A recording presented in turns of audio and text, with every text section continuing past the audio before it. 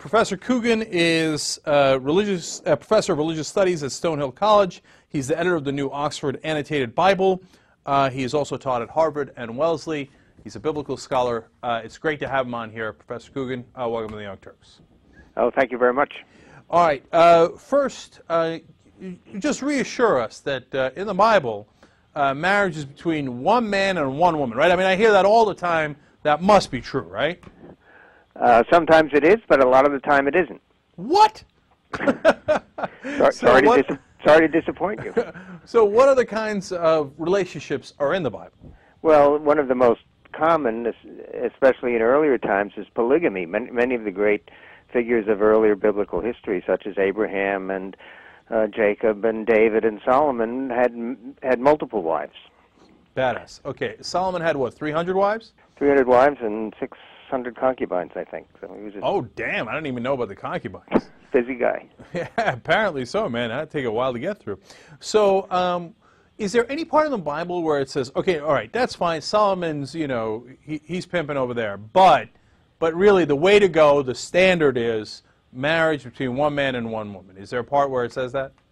Well, there are parts that imply that, and are earlier parts that are quoted to that effect, especially the story of the Garden of Eden, where, of course, there was only one man and one woman. So, but they were the only ones who existed. It's not like they had a choice. That's exactly right. But what happened was that as Judaism developed, monogamy more and more became the norm. And so when Christianity emerged from Judaism, it adopted that monogamous principle. But it wasn't always that way from the beginning. Do Adam and Eve ever get married in the Bible? Not explicitly, not as far as we know. They're just together. One of the problems in the Bible is that the word for wife is also the same word for woman. So when it says, for example, that Adam knew his wife, a biblical euphemism, we could also translate it, Adam knew his woman. And there certainly is no marriage ceremony for them described. And is he ever described as her husband? He's described as her man. Her man, okay. Well, you know, they're together. But like I said, there isn't very many options. So, and then if they're going to multiply from Adam and Eve, by definition, doesn't there have to be incest in the next generation? If you're going to take the Bible literally, obviously there has to be incest. But I think we shouldn't interpret these stories too literally. They're like many cultures have. They're myths, really, of origins of how we got to be the way we are, and we shouldn't interpret them as what actually happened. No. Professor Coogan, I'm told by evangelical right-wing Christians in this country that every word of the Bible is true. So I want to be very careful about taking it literally. So I am now allowed, I suppose, because King Solomon wasn't punished, right, for the 300 wives and the 600 concubines? That was totally fine? He wasn't, but after his death, his son was. So. Oh, okay, good for him. Okay, so I'm going to take that literally, meaning that I could have 300 wives and 600 concubines, and right-wing Christians in this country should be totally fine with that, right? They should be, and in fact, another group which is also derived from Judaism, Christianity, Mormons, fundamentalist Mormons, still hold for polygamy precisely because that's what the Bible says. All right, and now the Bible also says something else about sex. It says that sodomy is totally not allowed, and you're not going to tell me that ain't true, is it? No, it is. That's exactly what it says. Okay, good. It says, at least if a man lies with a man as with a woman, it says it's an abomination. And there's no equivocating about that. So when people quote that in opposition to same-sex relationships or same-sex marriage, they're absolutely right. That is what the Bible says. But the point I make in the book is that the Bible also says that they should both be put to death. And I'm not sure that any except the most rabid would enforce the death penalty for same-sex couples. I'd also point out that there are all sorts of other abominations in the Bible that people fairly blithely ignore. Women wearing men's clothes. I guess women shouldn't wear pants because that's an abomination. Eating pork for many people is common, and yet the Bible calls that an abomination too. So to choose one abomination over all the others, I think, is selective use of the Bible. You know, I've always wondered about this because, you know, I quote the shellfish part in Leviticus all the time. So if you eat shrimp, it's an abomination, as is lying with a man, right? Right. Very similar to what you just said. But does that mean that the people who are eating shrimp or ham or any of that stuff, should they also be put to death, or is there different categories of abominations? Well, there are different categories of abomination, but the death penalty was imposed for all sorts of crimes according to biblical law, very few of which we would insist that it be imposed for adultery, for prostitution, for children who curse their parents. For all of these offenses, the death penalty is prescribed. All right. Yeah. No, I'm very important to take the Bible absolutely literally. I'm sure that right-wing Christians in this country agree with all of that too. So now you mentioned something about how, because you read the Bible in its original languages. Am I right about that first? That's right. All the texts that I translate in the book, I translated myself. All right. Now, you mentioned something about sodomy not necessarily meaning sodomy. What's that part? Well, sodomy is an English word derived from the name of the town of Sodom, but it's not used. The word, there is no word in the biblical languages for sodomy derived from Sodom, and what went on at Sodom, although it was more rape than sodomy in our sense than homosexual anal penetration. And most scholars, in going back to the Bible itself, interpret what was going on at Sodom not primarily as a kind of homosexual inclination, but rather as a violation of a fundamental ancient principle of hospitality. Right. So raping your guests is what they were against, not That's necessarily right. homosexuality. Regardless of their gender. You know what? If the right-wing Christians were saying that, I'd be in favor. Yeah, we shouldn't rape the guests. No. Right. Okay, see, we could have agreement if we interpreted the Bible right. Yeah, and I think, and the prophet Ezekiel says that that's only one, the main sin of Sodom was that they treated everybody, all the marginalized in society, improperly. They didn't feed the hungry, they didn't take care of the poor, and so forth. Their sins were social, not sexual. So not feeding the poor and helping perhaps, for example, unemployed, that would be sodomy? Well, that would be the sin of Sodom. Okay, all right. I'm just trying to get it clear. This is the part I did not know, and that's why I'm not a biblical scholar. I've read a lot of it, but I didn't read this part. So apparently there's references to God's, genitalia or his sex? I mean, what's the reference to? Well, God has body parts in the Bible. He has hands, he has feet, he has eyes, he has ears, and so forth. And in one text, he also has loins, which is kind of generally the area around the genitals, the area between the waist and the hips. Yeah. And the prophet says he has fire in his loins. And I take that as a kind of jumping-off point for talking about God being described as a sexual being, both in myth, as in other ancient myths, and also metaphorically. See, that's really interesting. First of all, just out of curiosity, does he do anything with the fire in his loins, or he just has the fire? Well, he has children in myth. He has there are sons of God mentioned several times in the Jewish scriptures in the Old Testament, and Not of course Jesus? he is the father of Jesus through Mary. So presumably there is some sort of biological fathering going on there. That's interesting. I didn't know outside of Jesus that he had fathered other sons. Are they named? They are not named in the Bible, although in later tradition they are. But they are named in Genesis and in the book of Job and in other places. They form part of his heavenly court, so that God is sort of the head of a pantheon, like Zeus on Mount Olympus and the other gods sit around and consult with him and praise his creation and things like that.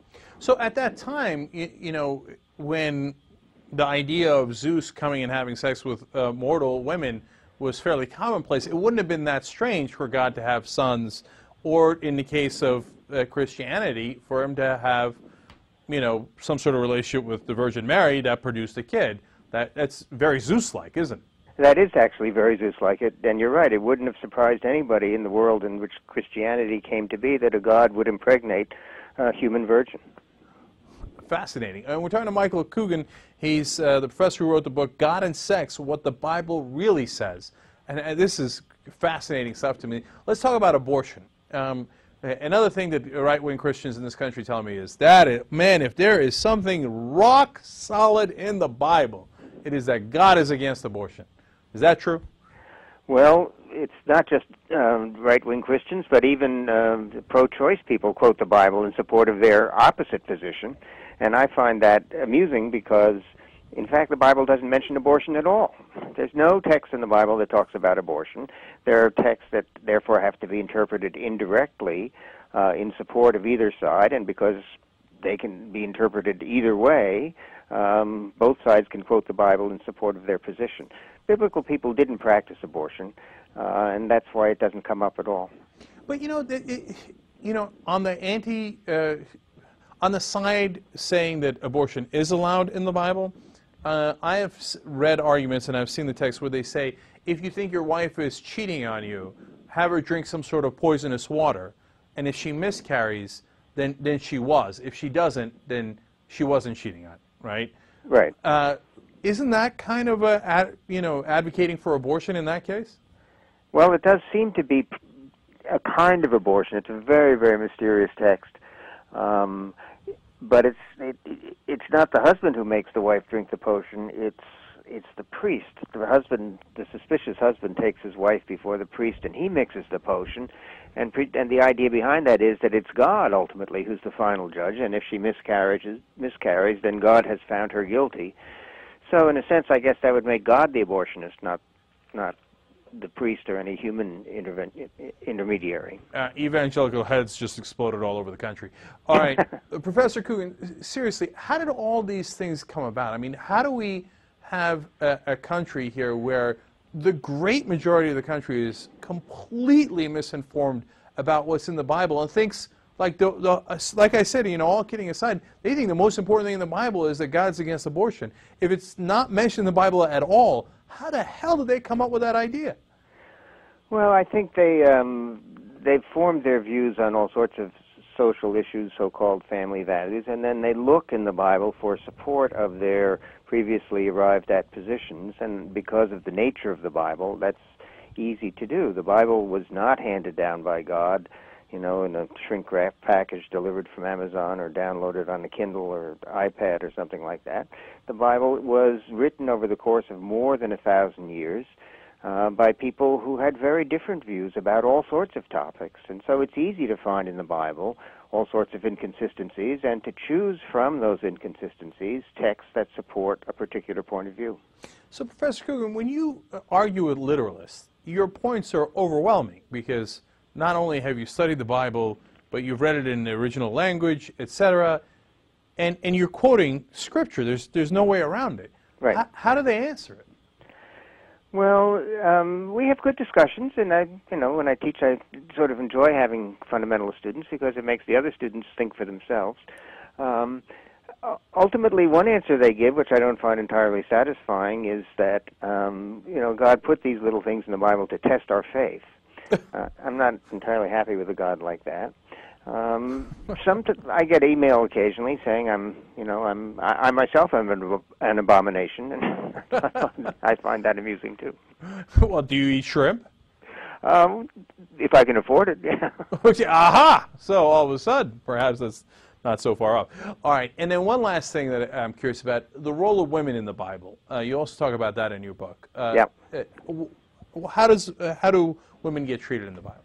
Well, as I was saying, the Bible was written a long time ago by people from different culture and with different views, and in that culture, as in the West until really the 19th century, in the 20th century, women were subordinate to men, and in many ways their property, their chattel. Daughters belonged to their fathers until they were sold to their prospective husbands for a bread price, and then their husbands, in effect, became their owners.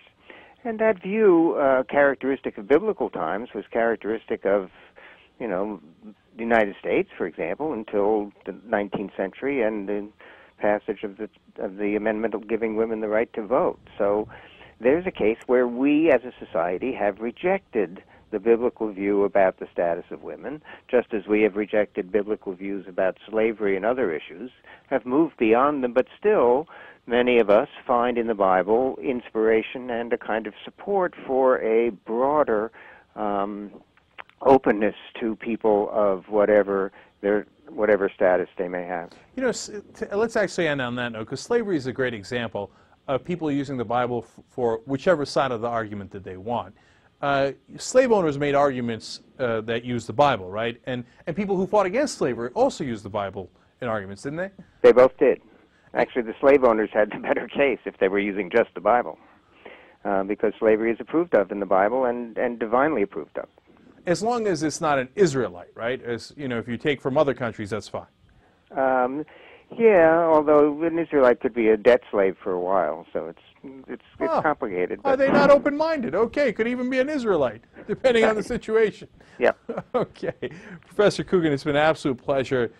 You know, what I say all the time to people is read the Bible. You'll be amazed what's in it.